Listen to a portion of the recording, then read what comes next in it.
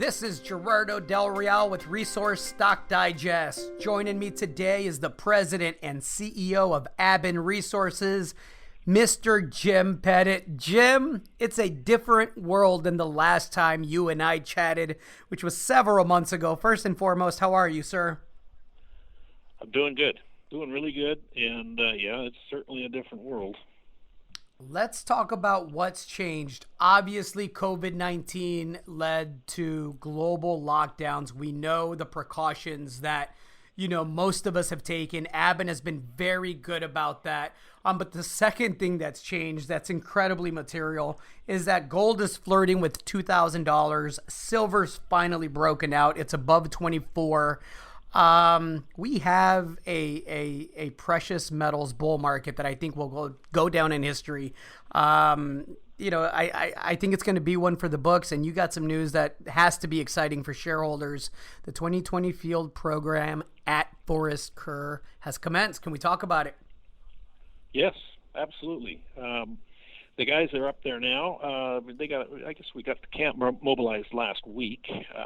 Took a little bit of massaging to get it all done right. The weather was unbelievably atrocious.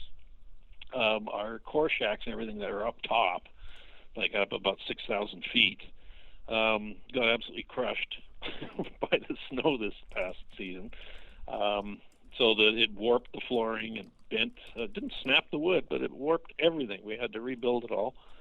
And then we get the food up there. We got everything up there, the showers, everything. It's a real camp up on top. Normally, we're down at the bottom by the highway, what's called the Bob Quinn Airstrip, and there's a trailer park, and I rent a couple of trailers, and that's where you get the drill crew staying and our own geological crew and the course handlers, the splitters, and all that. They all stay there. Down below. Right now, they're all up top. Right. Because all I've got really is a geologic crew up there. There's 4 or 5 geologists and a cook.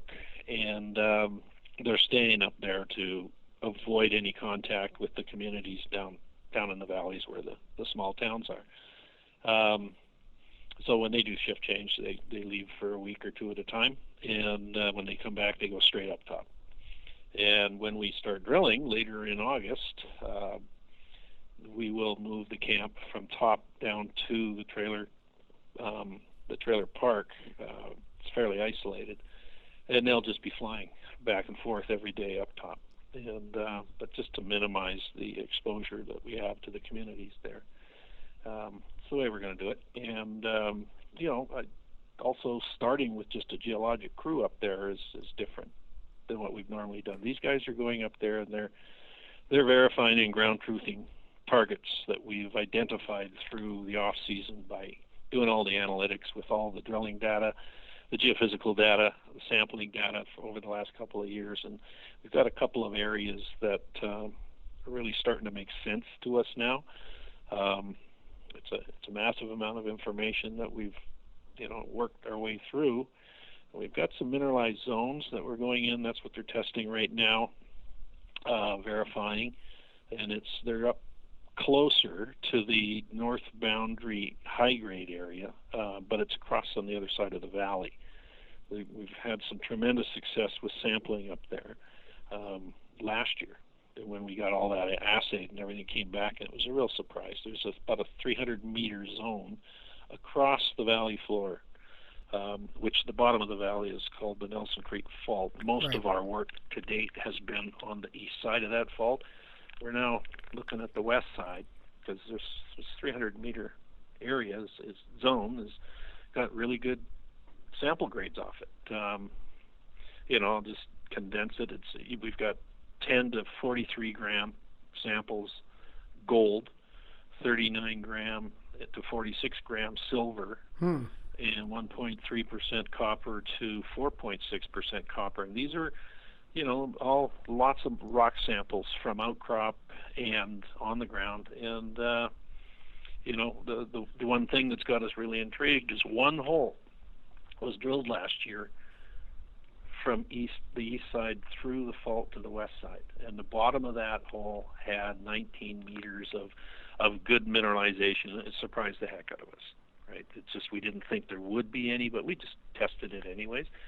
And so that this downhole mineralized horizon, it's 110 meters directly below this mineralized surface area. Right. So it gives you an indication that there is a definite something going on there. The bottom of the hole was lower grade. It was very much like what we got in the south boundary, and then further south of the south boundary area, we've got now called the Benchland Fault. So you've got big intersections of lower grade. The rock looks just like the high grade rock up in the north boundary zone. Something changed, and as we drilled last year, we found out that as we moved south, the alteration changed from good sericite quartz veins with potassic alteration, and as you move south, the potassic alteration faded. Right. Which means you're moving away from the heat source, generally is what that means. And so this area we're in here, that's still very much in this potassic zone of alteration. And then right uphill from this mineralized area we're going to hit hard, it's a big, huge scree slope covered, and there's a big geophysical signature underneath the scree. We never got to it last year to test, mainly because it would have taken a while to get the pads that we could drill under, which we've identified those areas now. This could be, this big geophysical target could be, associated to the source of the potassic alteration, which could get us back into the high grade. This is very much like how we found the original high grade zone 3-4 years ago. I was just going to say that, Jim. It sounds like you're taking basically the blueprint to how you discovered, the high grade gold zone at North Boundary and just duplicating that, right? Following that. Yep. Yeah. And that's what it was. We hit, 50-gram samples off outcrop in the North Boundary zone, and we drilled underneath it. And sure enough, depending on the elevation, how far down hole it was and the depth, as we drilled deeper, that really high grade hole that we hit 2018, that was underneath that outcrop. And underneath the holes from the year before that. It's so, what we've got here is the potential to duplicate that. I mean, that's kind of what we're wishing, but we've also got a better understanding of the fault systems.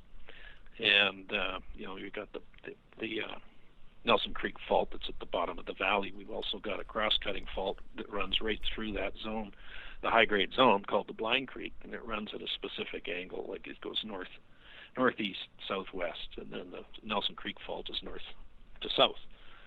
And at that intersection, you've got the high-grade zone. Well, we've got another fault we've now discovered, and it's just at the south end of this new mineralized area. And there's a cross-cutting. There's one area that you get 1, 2, 3 faults intersecting each other, and they tie into a geophysical image, a structure that looks exactly like the North Boundary. So there's a couple of things going in our favor. And, this is real Pathfinder stuff. This is, it's got us excited.